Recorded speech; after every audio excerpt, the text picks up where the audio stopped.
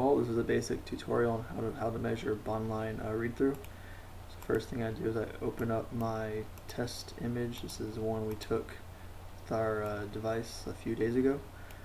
So we want to find these boundaries right here. So we would first convert it to 8-bit, then adjust the threshold.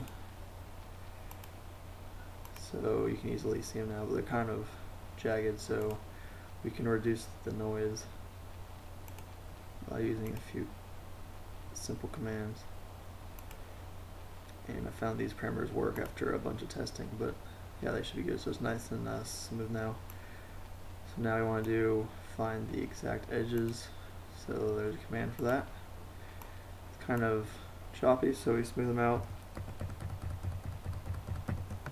And then kind of blurry, so we go in and adjust the threshold to about there. So now we want to open our original image again, and we can combine the two, and you shall see that now, after I fix this really quick,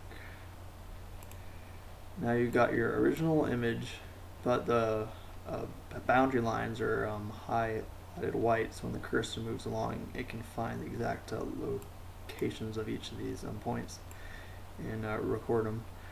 So now we need to have the boundary from where the cursor would go, because if it went over the entire image right here, it'd take a long time. So we need to reduce it by telling it where to go through. So to like loop through Y and X in here. So we go back and just widen out these original lines we got. So see, filters mean 5. So then we threshold again. This time 5 will work for that. We've got wider lines, and then we can do analyze particles, set it to outlines, add to manager, and this will give you boundary regions. So just click it here. So we go to our main image. Right here we just click this, and now we got highlighted boundary lines, so our cursor can go in through and measure these points without having to do all this extra. So now we got our boundary lines, and it would record them all into an array. So we need to compare what we measured with what it's supposed to be. So we can go back to the boundary lines right here, set measurements, make sure, because we're going to measure the ellipses, analyze particles as ellipses, and display results. So we get two ellipses. They're kind of long, so you can't really tell them from this image right here. But according to the results, you would get an X and Y, 2 terms, and the major and minor axes.